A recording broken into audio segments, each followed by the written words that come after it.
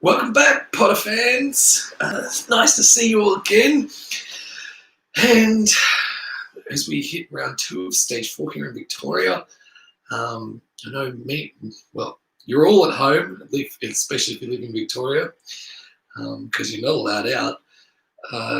But at least we're here together and we've got some more Harry Potter. I'm very excited to start book 2. I did post a synopsis for people to see and share, and hopefully you've managed to con some friends into joining us for these fun evenings and pleasant read-alouds by the fire. So without further ado, let's get going. Book 2, Chapter 1, The Scientific Method. Goody, one of my favourite things. Something everyone should learn and understand and value, I think. Hopefully a lot more than it seems to be. But let's get going. A small study room near, but not in, the Ravenclaw dorm. One of the many, many unused rooms of Hogwarts. Grey stone the floors, red brick the walls, dark stained wood the ceiling, 4 glowing glass globes set into the 4 walls of the room. A circular table that looked like a wide slab of black marble set on thick black marble legs for columns, but which had proved to be very light, weight and mass both, and wasn't difficult to pick up and move around if necessary.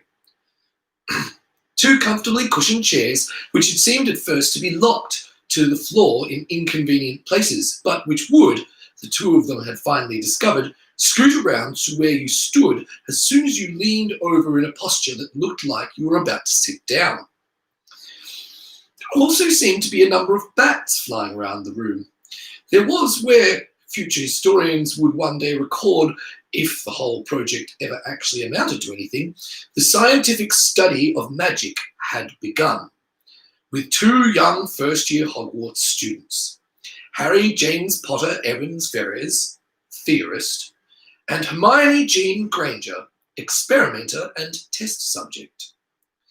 Harry was doing better in classes now, at least the classes he considered interesting. He'd read more books, and not books for 11-year-olds either. He'd practiced transfiguration over and over during one of his extra hours every day, taking the other hour for beginning occlumency. He was taking the worthwhile classes seriously, not just turning in his homework every day, but using his free time to learn more than was required, to read other books beyond the given textbooks, looking to master the subject and not just memorize a few test answers, to excel. You didn't see that much outside Ravenclaw, and now, even within Ravenclaw, his only remaining competitors were Padma Patil, whose parents came from a non-English speaking culture and thus had raised her with an actual work ethic, Anthony Goldstein, out of a certain tiny ethnic group that won 25% of the Nobel Prizes, and of course, striding far above everyone like a titan strolling through a pack of puppies, Hermione Granger. To run this particular experiment, you needed the test subject to learn 16 new spells on their own without help or correction. That meant the test subject was Hermione, period. It should be mentioned at this point that the bats flying around the room were not glowing. Harry was having trouble accepting the implications of this. "Oogly boogly," Hermione said again. Again, at the tip of Hermione's wand, there was the abrupt, transitionless appearance of a bat. One moment, empty air. The next moment, bat. Its wings seemed to be already moving in the instant when it appeared, and it still wasn't glowing. "Can I stop now?" said Hermione. "Are you sure?" Harry said, though he seemed to be a block in his throat. That maybe with a bit of practice you couldn't get it to glow? He was violating the experimental procedure he'd written down beforehand, which was a sin, and he was violating it because he didn't like the results he was getting, which was a mortal sin. You could go to science hell for that, but it didn't seem to be mattering anyway. "What did you change this time?" Hermione said, sounding a little weary. The durations of the oo, e, and e sounds. It's supposed to be 3 to 2 to 2, not 3 to 1 to 1. Oogly boogly, said Hermione. The bat materialized with only one wing and spun pathetically to the floor, flopping around in a circle on the grey stone. Now what is it really? Said Hermione. 3 to 2 to 1. Oogly boogly. This time the bat didn't have any wings at all and fell with a flop like a dead mouse. 3 to 1 to 2? And lo, the bat did materialize, and it did fly up at once toward the ceiling, healthy and glowing a bright green. Hermione nodded in satisfaction. Okay, what's next? There was a long pause. Seriously? You seriously have to say oogly boogly with a duration of oo, e, and e sounds having a ratio of 3 to 1 to 2, or the bat won't glow? Why? Why? For the love that it's all that is sacred, why? Why not? Ah! Thud, thud, thud. Harry had thought about the nature of magic for a while and then designed a series of experiments based on the premises that virtually everything wizards believed about magic was wrong. You couldn't really need to say Wingardium Leviosa in exactly the right way in order to levitate something because, come on, Wingardium Leviosa? The universe wasn't going to check that you said Wingardium Leviosa in exactly the right way, and otherwise it wouldn't make the quill float. No. Obviously no. Once you'd thought about it seriously. Someone, quite possibly an actual preschool child, but at any rate some English-speaking magic user, thought that Wingardium Leviosa sounded all flyish and floaty, had originally spoken those words while casting the spell for the first time, and then told everyone else it was necessary. But, Harry had reasoned, it didn't have to be that way. It wasn't built into the universe, it was built into you. There was an old story passed down among scientists, a cautionary tale, the story of Blondlot and the N-rays. Shortly after the discovery of X-rays, an eminent French physicist named Prosper René Blondlot, who had been first to measure the speed of radio waves and show that they propagated at the speed of light, had announced the discovery of an amazing new phenomenon, N-rays, which would induce a faint brightening of a screen. You had to look hard to see it, but it was there. N-rays had all sorts of interesting properties. They were bent by aluminium and could be focused by an aluminium prism into striking a treated thread of cadmium sulfide, which would then glow faintly in the dark. Soon, dozens of other scientists had confirmed Blondlot's results, especially in France. But there were still other scientists in England and in Germany who said they weren't quite sure that they could see that faint glow. Blondlot had said they were probably setting up the machinery wrong. One day, Blondlot had given a demonstration of N-rays. The lights had turned out, and his assistant had called off the brightening and darkening as Blondlot performed his manipulations. It had been a normal demonstration, all the results going as expected, even though an American scientist named Robert Wood had quietly stolen the aluminium prism from the center of Blondlot's mechanism.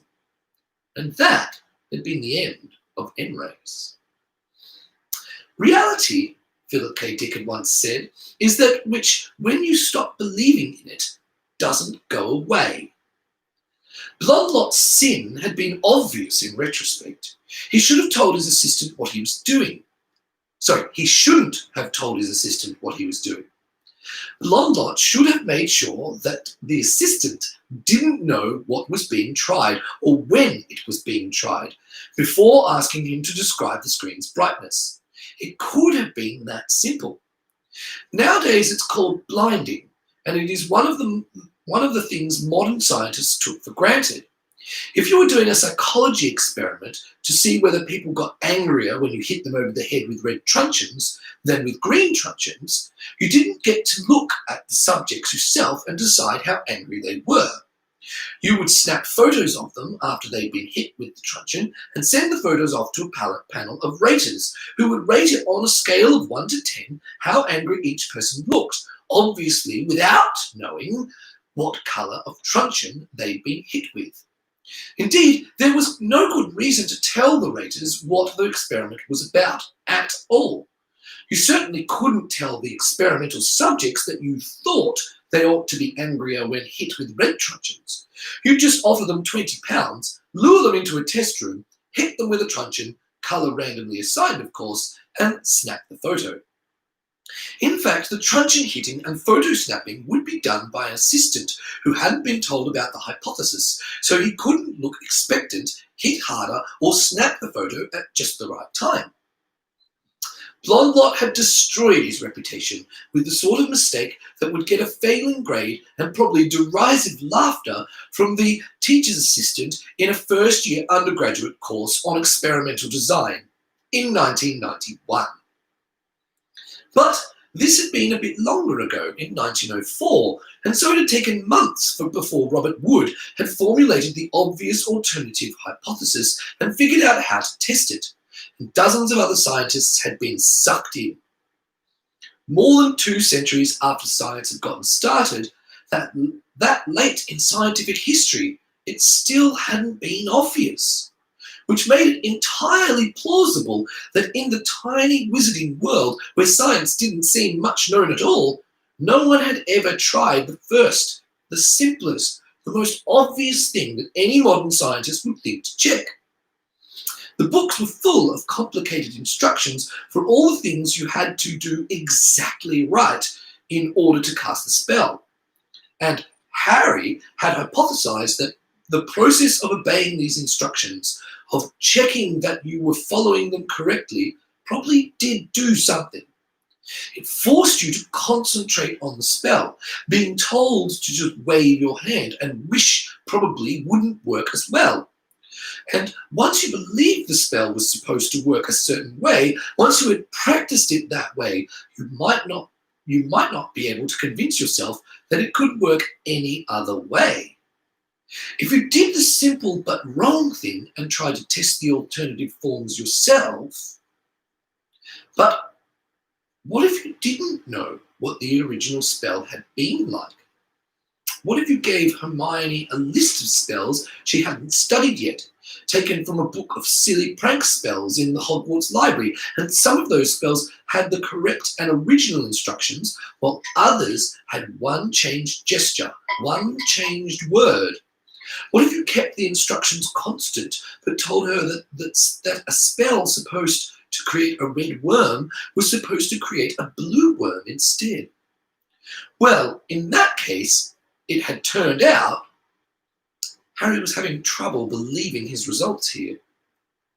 If you told Hermione to say oogly boogly with the vowel durations in the ratios of 3 to 1 to 1 instead of the correct ratio of 3 to 1 to 2, you still got the bat, but it wouldn't glow anymore. Not that belief was irrelevant here, not that only the words and wand movements mattered. If you gave Hermione completely incorrect information about what a spell was supposed to do, it would stop working. If you didn't tell her at all what the spell was supposed to do, it would stop working. If she knew in very vague terms what the spell was supposed to do, or she was only partially wrong, then the spell would work as originally described in the book, just not the way she had been told it should. Harry was, at this moment, literally banging his head against a brick wall.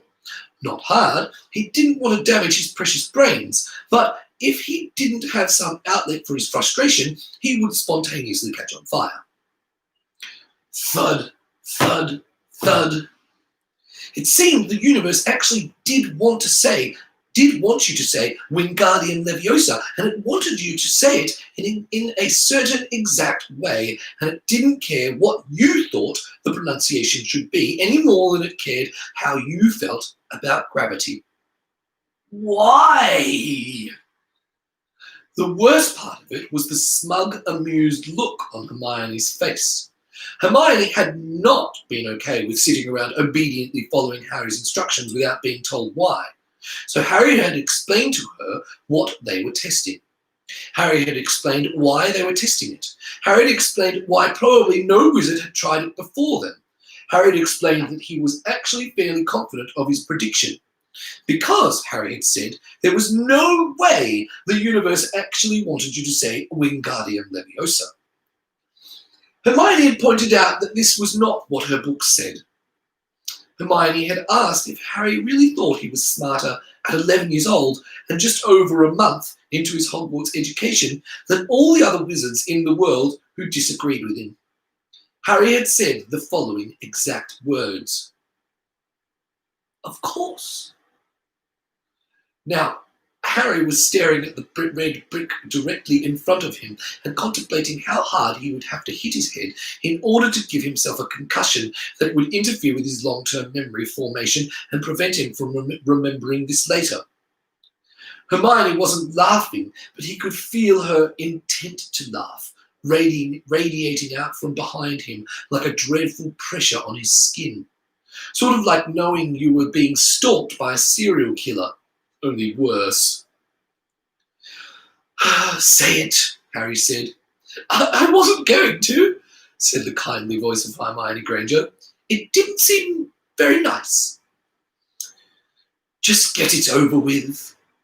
Okay, so you gave me this whole long lecture about how hard it was to do basic science and how we might need to stay on the problem for 35 years. And then you went and expected us to make the greatest discovery in the history of magic in the first hour we were working together. You didn't just hope, you really expected it. You're silly. Thank you. Now, I've read all the books you gave me, and I still don't know what to call that. Overconfidence? Planning fallacy? Super-duper late wobblogon effect? That'll have to name it after you. Harry abides. All right, but it is cute. It's such a boy thing to do.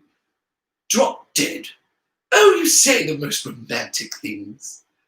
Thud, thud, thud. So, what's next? Said Hermione. Harry rested his head against the bricks. His forehead was starting to hurt where he'd been banging it. Nothing. I have to go back and design different experiments. Over the last month, Harry had carefully worked out in advance a course of experimentation for them that would have lasted until December. It would have been a great set of experiments if the very first test had not falsified the basic premise. Harry could not believe he had been this dumb. Let me correct myself, said Harry. I need to design one new experiment. I'll let you know when we've got it, and we'll do it, and then I'll design the next one. How does that sound? It sounds like someone wasted a whole lot of effort. Thud. Ow. He'd done that a bit harder than he'd planned. So, said Hermione. She was leaning back in her chair with the smug look, and the smug look was back on her face. What did we discover today? I discovered, said Harry through gritted teeth, that when it comes to doing truly basic research on a genuinely confusing problem where you have no clue what's going on, my books on the scientific methodology aren't worth crap. Language, Mr. Potter. Some of us are innocent young girls.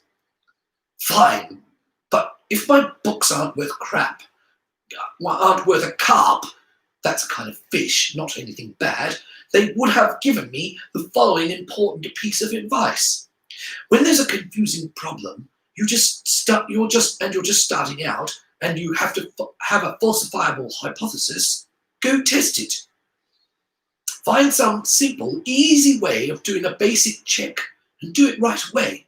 Don't worry about designing an elaborate course of experiments that would make a grant proposal look impressive to a funding agency. Just check as fast as possible whether your ideas are false before you start investing huge amounts of effort in them. How does that sound for a moral? Okay, said Hermione. "But I was also hoping for something like, Hermione's books aren't worthless. They're written by wise old wizards who know way more about magic than I do. I should pay attention to what Hermione's books say. Can we have that as a moral too?" Harry's jaw seemed to be clenched too tightly to let any words out, so he just nodded. "Great," Hermione said. "I liked this experiment. We learned a lot from it, and it only took me an hour or so." Ah!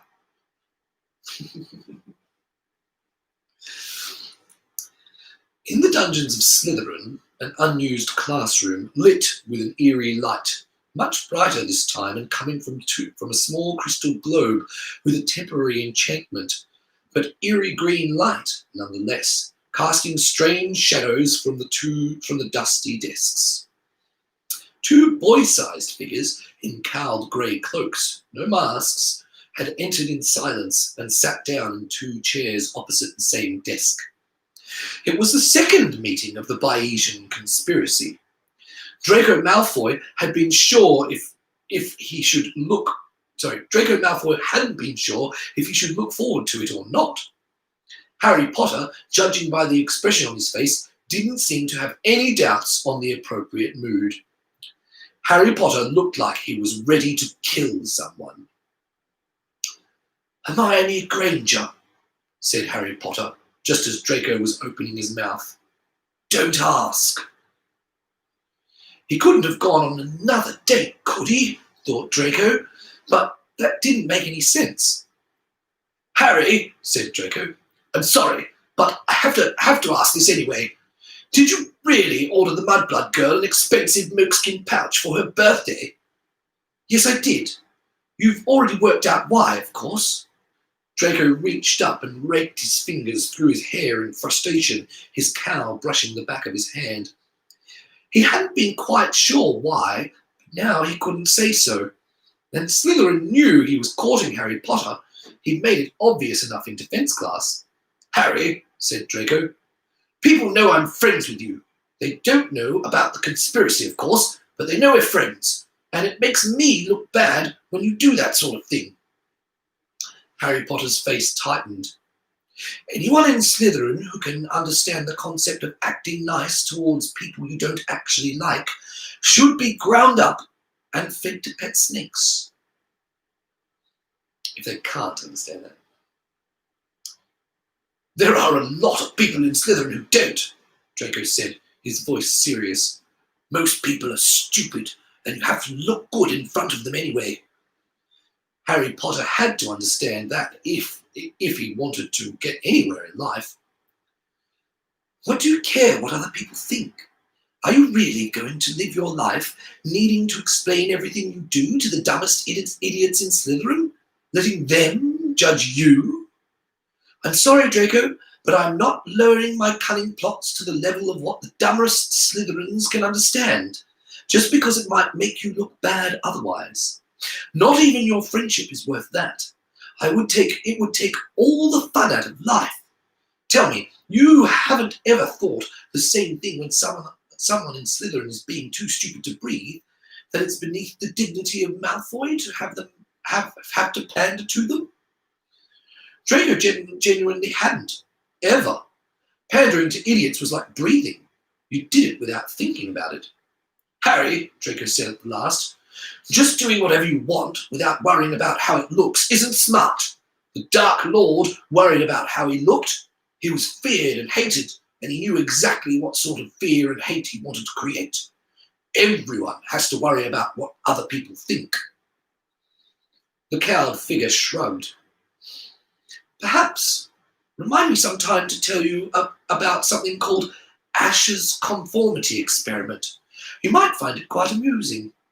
For now, I'll just note that it's dangerous to worry about what other people think on instinct, because you actually care, not as a matter of cold-blooded calculation.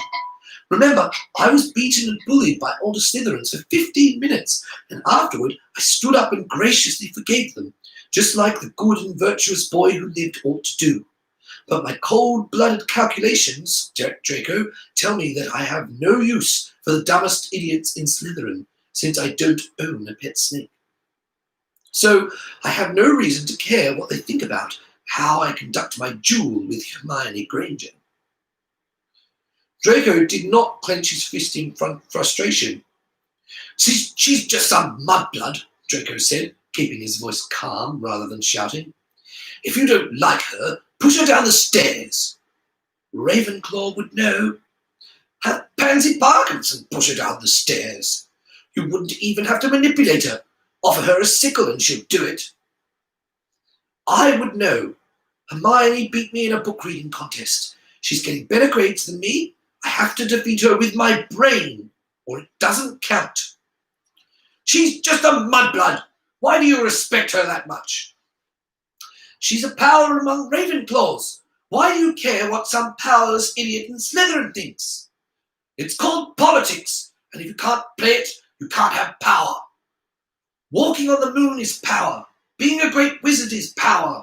There are kinds of power that don't require me to spend the rest of my life pandering to morons. Both of them stopped and in almost perfect unison began taking deep breaths to calm themselves. Sorry, Harry Potter said after a few moments, wiping sweat from his forehead. Sorry, Draco. You've got a lot of political power and it makes sense for you to keep it. You should be calculating what Slytherin thinks. It's an important game, and I shouldn't have insulted it. But you can't ask me to lower the level of my game in Ravenclaw just so that you don't look bad by associating with me. Tell Slytherin you're gritting your teeth while you pretend to be my friend. That was exactly what Draco had told Slytherin, and he still wasn't sure whether it was true. Anyway, Draco said, speaking of your image, I'm afraid I've got some bad news. Rita Skeeter heard some of the stories about you, and she's been asking questions. Harry Potter raised his eyebrows. Who? She writes for the Daily Prophet, Draco said. He tried to keep the worry out of his voice. The Daily Prophet was one of Father's primary tools. He used it like a wizard's wand. That's the newspaper people actually pay attention to.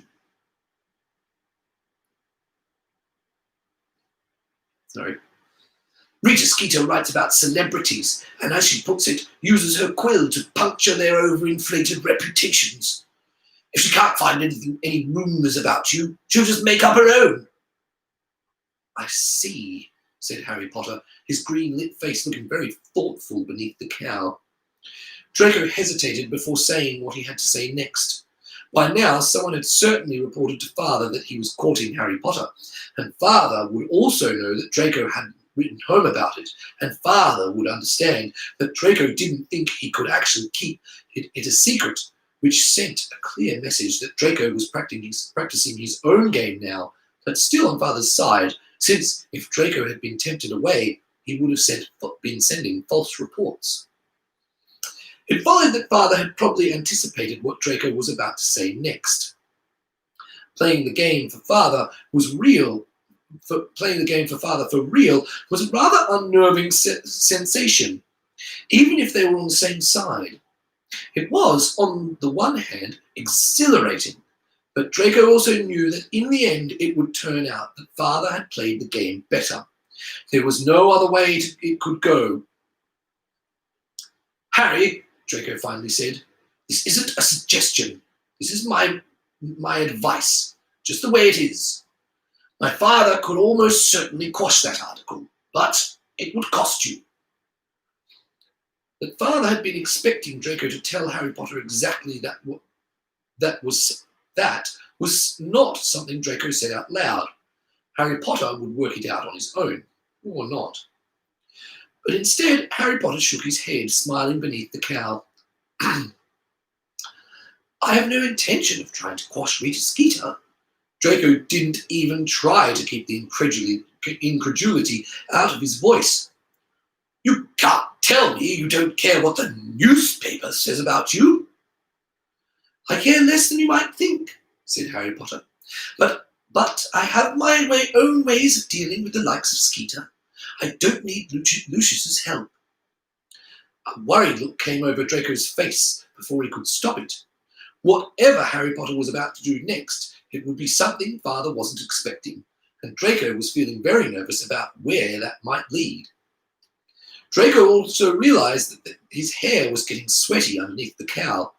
He'd never actually worn one of those before and hadn't realised that the Death Eater's cloaks probably had things like cooling charms. Harry Potter wiped some sweat from his forehead, grimaced, took out his wand, pointed it upward, took a deep breath and said, "Frigidero." Moments later, Draco felt the cold draft. "Frigidero, Frigidero, Frigidero, Frigidero." Then Harry Potter lowered the wand, though his hand seemed a bit shaky, and put it back in his robes. The whole room seemed perceptibly cooler. Draco could have done that too, but still not bad. "So," Draco said, "science! You're going to tell me about blood?" "We're going to find out about blood," Harry Potter said, "by doing experiments." "All right," Draco said. "What sort of experiments?" Harry Potter smiled evilly beneath his cowl and said, "You tell me." Draco had heard of something called the Socratic method, which was teaching by asking questions, named after an ancient philosopher who had been too smart to be a real muggle and hence had been a disguised pure-blood wizard. One of his tutors had used Socratic teaching a lot. It had been annoying but effective. Then there was the Potter method, which was insane. To be fair, Draco had to admit that Harry Potter had tried the Socratic method first, and it hadn't been working too well. Harry Potter had asked how Draco would go about disproving the blood purist hypothesis that wizards couldn't do the neat stuff now they'd done 8th century. Harry Potter had asked how Draco would go about disproving the blood purist hypothesis that wizards couldn't do the neat stuff now that they'd done 8 centuries ago because they had interbred with muggleborns and squibs. Draco had said that he did not understand how Harry Potter could sit there with a straight face and claim this was not a trap. Harry Potter had replied, still with a straight face, that if it was a trap, it would have been so pathetically obvious that he ought to be ground up and fed to pet snakes. But it was not a trap. It was simply a rule of how scientists operated that you had to try to disprove your own theories, and if you made an honest effort and failed, that was a victory. Draco had tried to point out that the staggering stupidity of this by suggesting that the key to surviving a duel was to cast Avada Kedavra on your own foot and miss. Harry Potter had nodded. Draco had shaken his head. Harry Potter had then presented the idea that scientists watched ideas fight to see which ones won, and you couldn't fight without an opponent. So Draco needed to figure out opponents for the blood purist hypothesis to fight, so that blood purism could win, which Draco understood a little better, even though Harry Potter had said it with a rather distasteful look. Like it was clear that if blood purism was the way the world was, then the sky just had to be blue, and if some other theory was true, the sky just had to be green. And nobody had seen the sky yet, and then you went outside and looked and the blood purists won, and after this had happened 6 times in a row, people would start noticing the trend. Harry Potter had then proceeded to claim that all the opponents Draco was inventing were too weak, so blood purism wouldn't get credit for defeating them because the battle wouldn't be impressive enough. Draco had understood that too. Wizards have gotten weaker because house elves are stealing our magic hadn't sounded impressive to him either. Though Harry Potter had said that one at least was testable, in that they could try to check if household elves had gotten stronger over time, and even draw a picture representing the increasing strength of house elves and another picture representing the decreasing strength of wizards. And if the 2 pictures matched, that would point to the house elves, all said in such complete serious tones that Draco had felt an impulse to ask Dobby a few pointed questions under Veritaserum before snapping out of it. Harry Potter had finally said that Draco couldn't fix the battle. Scientists weren't dumb. It would be too obvious if you fixed the battle. It had to be a real fight between two different theories that might both really be true, with a test that only the true hypothesis would win. Something that actually would come out different ways depending on which hypothesis was actually correct. And there would be experienced scientists watching to make sure that was exactly what happened. Harry Potter claimed that he himself just wanted to know how blood really worked, and for that he need to see blood purism really win. And Draco wasn't going to fool him with theories that were just there to be knocked down. Even having seen the point, Draco hadn't been able to invent any plausible alternatives, as Harry Potter put it, to the idea that wizards were getting less powerful because they were mixing their blood with mud. It was so obviously true. It was then that Harry Potter had said, rather frustrated, that he couldn't imagine Draco was really this bad at considering different viewpoints. Surely there had been Death Eaters who'd posed as enemies of blood purism and had come up with much more plausible sounding arguments against their own side than Draco was offering. If Draco had been trying to pose as a member of Dumbledore's faction and come up with the House Elf hypothesis, he wouldn't have fooled anyone for a second. Draco had been forced to admit this was a point, hence the Potter method. Please, Dr. Draco, Dr. Malfoy, whined Harry Potter, why won't you accept my paper? Harry Potter needed to repeat the phrase, just pretending to be a scientist, 3 times before Draco had understood. In that moment, Draco had realised that there was something deeply wrong with Harry Potter's brain, and anyone who tried legilimency on it would probably never come back out again. Harry Potter had then gone into further and considerable detail. Draco was to pretend to be a Death Eater who was posing as the editor of a scientific journal, Dr. Malfoy, who wanted to reject his enemy, Dr. Potter's paper on the heritability of magical ability. And if the Death Eater didn't act like a real scientist would, he would be revealed as a Death Eater and executed. While Dr. Malfoy would also be watched by his own rivals and needed to reappear to reject Dr. Potter's paper for neutral scientific reasons, or he would lose his position as journal editor. It was a wonder the Sorting Hat wasn't gibbering madly in St. Mungo's.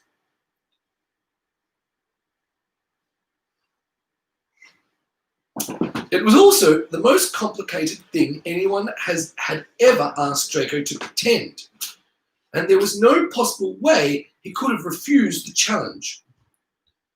Right now there was, as Harry Potter had put it,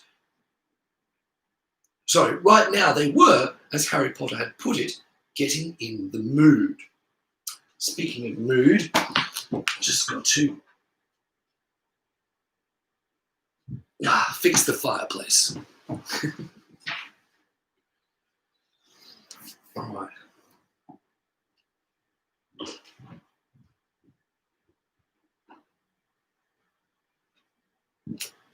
Okay. That's what.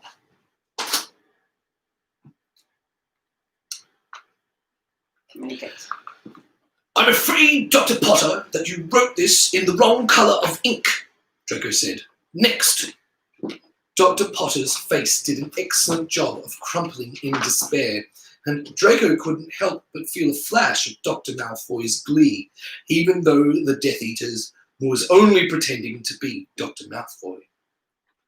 This part was fun. He could have done this all day long. Dr. Potter got up from his chair, slumped over in dismay. Everyone give Gary an applause for stoking the fire. Dr. Potter got up from his chair, slumped over in dismay, and trudged off and turned into Harry Potter, who gave Draco a thumbs up, and then turned back into Dr. Potter again, now approaching with an eager smile. Dr. Potter sat down and presented Dr. Malfoy with a piece of parchment on which was written, "On the heritability of magical ability. Dr. H.J. Potter Evans Ferrers, Institute for Sufficiently Advanced Science. My observation. Today's wizards can't do things as impressive as what wizards used to do 800 years ago. My conclusion. Wizard kind has become weaker by mixing their blood with muggleborns and squibs." "Dr. Malfoy," said Dr. Potter with a hopeful look, "I was wondering if the Journal of Irreproducible Results could consider for publication my paper entitled On the Heritability of Magical Ability." Draco looked at the parchment, smiling while he considered possible rejections. If he was a professor, he would have refused the essay as too short, so... "It's too long, Dr. Potter," said Dr. Malfoy. For a moment, there was genuine incredulity on Dr. Potter's face. said Dr. Potter. "How about if I get rid of the separate lines for observations and conclusions and just put in a therefore?" "Then it'll be too short. Next!" Dr. Potter trudged off. "All right," said Harry Potter. "You're getting too good at this. 2 more times to practice, and then the 3rd time is for real. No interruptions between. I'll just come straight at you, and that time you'll reject the paper based on the actual content. Remember, your scientific rivals are watching." Dr. Potter's next paper was perfect in every way, a marvel of its kind, but unfortunately had to be rejected because Dr. Malfoy's journal was having trouble with the letter E. Dr. Potter offered to rewrite it without those words, and Dr. Malfoy explained that it was really more of a vowel problem. The paper after that was rejected because it was Tuesday. It was, in fact, Saturday. Dr. Potter tried to point this out and was told, "Next!" Draco was starting to understand why Snape had used his hold over Dumbledore just to get a position that led him to be awful to students. And then Dr. Potter was approaching with a superior smirk on his face. "This is my latest paper on the heritability of magical ability," Dr. Potter stated confidently and thrust out the parchment. "I have decided to allow your journal to publish it, and I have prepared it in a perfect accordance with your guidelines so that you may publish it quickly." The Death Eater decided to track down and kill Dr. Potter after his mission was done. Dr. Malfoy, on the other hand, kept a polite smile on his face since his rivals were watching and said, the pause stretched with Dr. Potter looking at him impatiently. "Let me see that, please." Dr. Malfoy took the parchment and perused it carefully. The Death Eater was starting to get nervous about the fact that he wasn't a real scientist. Draco was trying to remember how to talk like Harry Potter. You need to consider other possible explanations for your observation besides this one." "Really?" interrupted Dr. Potter. "Like what exactly?" "House elves are stealing our magic? My data admit of only one possible conclusion, Dr. Malfoy. There are no plausible hypotheses." "No other plausible hypotheses." Draco was trying furiously to order his brain to think. What would he say if he was posing as a member of Dumbledore's faction? What did they claim was the actual explanation for Wizard Kind's decline? Draco had never bothered to actually ask that. If you can't think of any other way to explain the data, you'll have to publish my paper, Dr. Malfoy. It was the sneer on Dr. Potter's face that did it. "Oh yeah?" snapped Dr. Malfoy. "How do you know that magic itself isn't fading away?" Time stopped.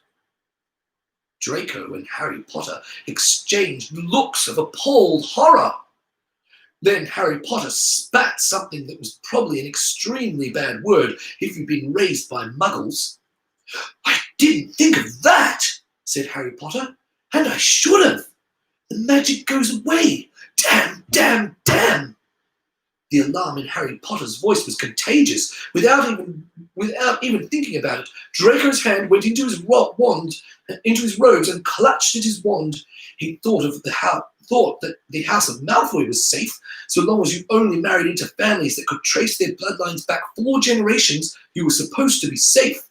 It had never occurred to him before that there might be nothing anyone could do to stop the end of magic.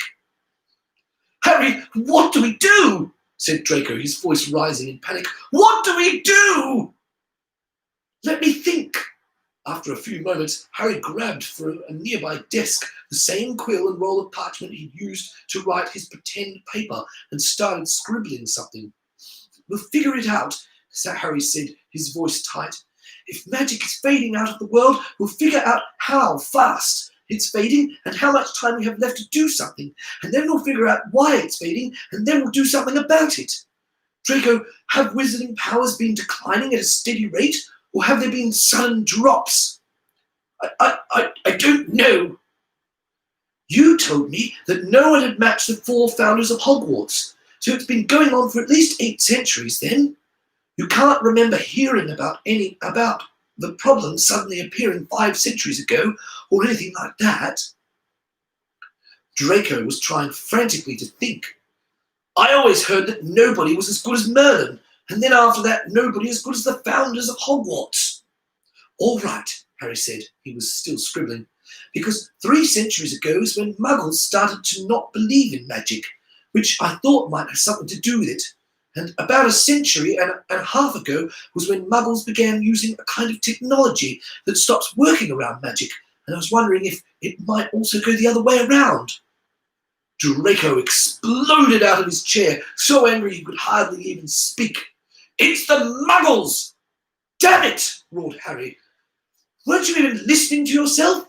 It's been going on for 8 centuries at least, and the muggles weren't doing anything interesting then. We have to figure out the real truth.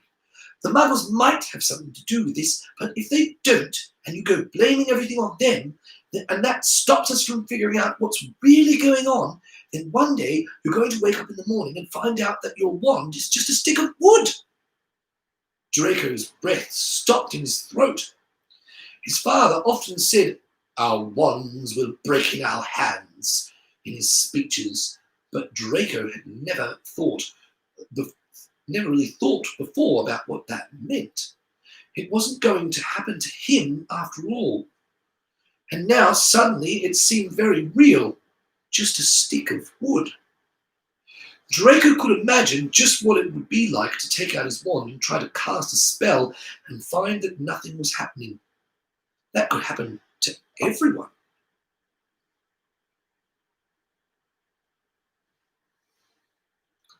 There would be no more wizards, no more magic, ever.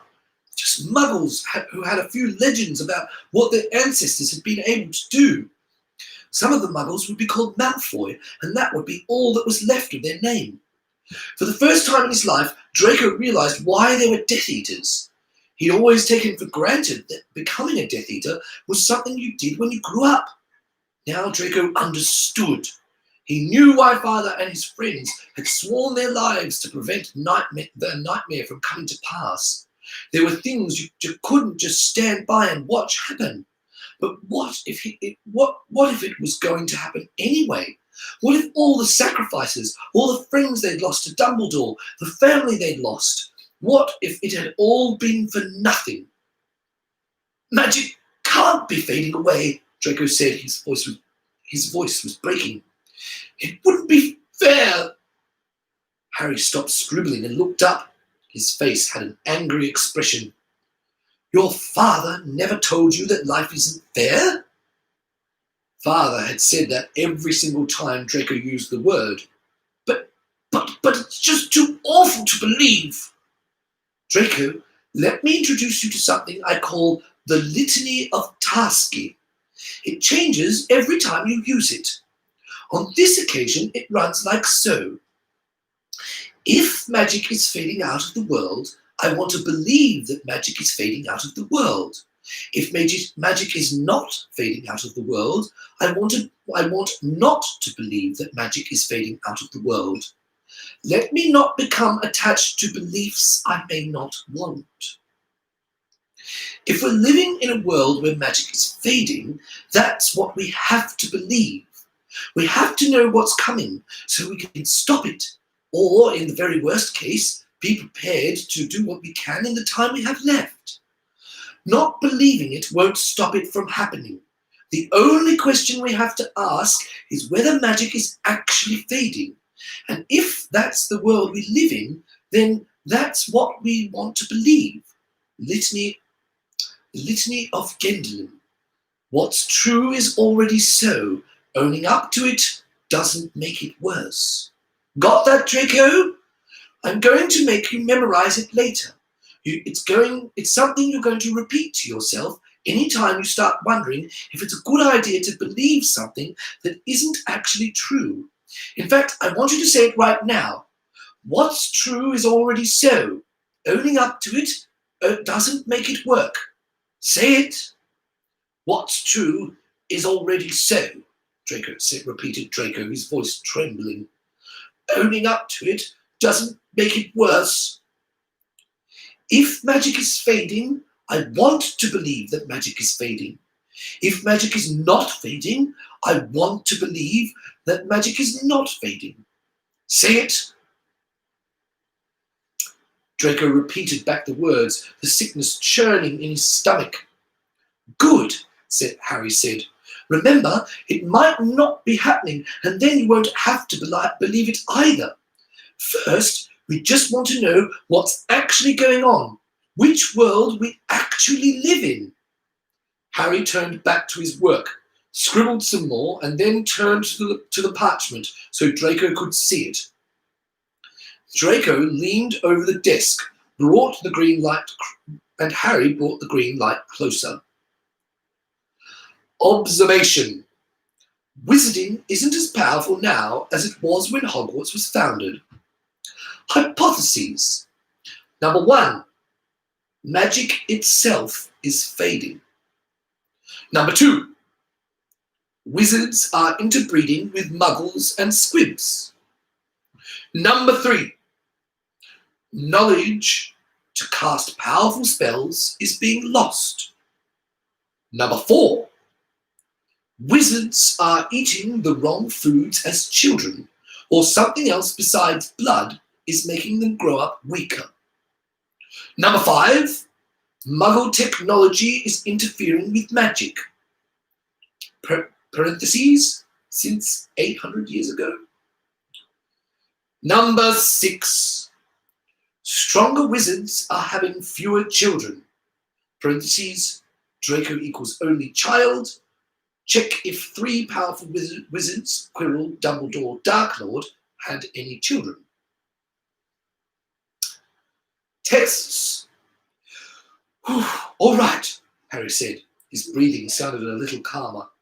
Now, when you're dealing with a confusing problem and you have no idea what's going on, the smart thing to do is figure out some really simple tests, things you can look at right away. We need fast tests that distinguish between these hypotheses, observations that would come out a different way for at least one of them compared to all the other ones. Draco stared at the list in shock. He was suddenly realizing that he knew an awful lot of purebloods who were only children. Himself, Vincent, Gregory, practically everyone.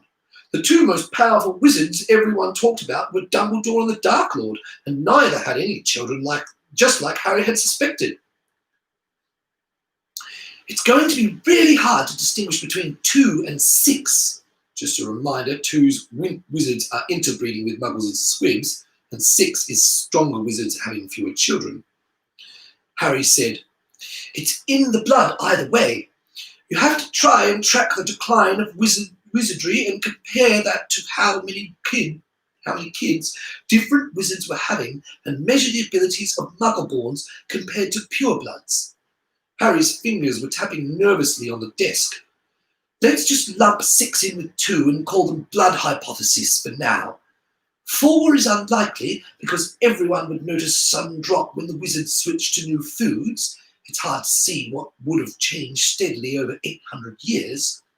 5 is unlikely for the same reason. No sudden drop. Muggles weren't doing anything 800 years back. 4 looks like 2 and 5. 4 looks like 2 and 5 looks like 1 anyway. Just a reminder, 4, wizards are eating the wrong foods and magic itself is fading, is 1. 2 is wizards are interbreeding with squibs, and 5 is Muggle technology is interfering with magic. So mainly we should try to distinguish between 1, 2 and 3, which are magic is fading, wizards are interbreeding, and knowledge is being lost. Knowledge of powerful spells is being lost.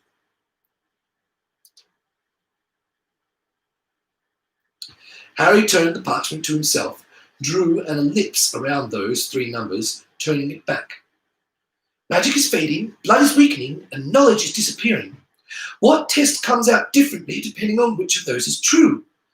What could you see that would mean any one of these was false? I don't know, blurted Draco. Why are you asking me? You're the scientist.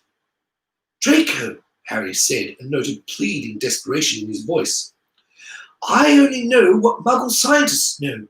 You grew up in the wizarding world. I didn't. You know more magic than I do, and you know more about magic than I do, and you thought of this whole idea in the first place. So start thinking like a scientist and solve this. Draco swallowed hard and stared at the paper. Magic is fading.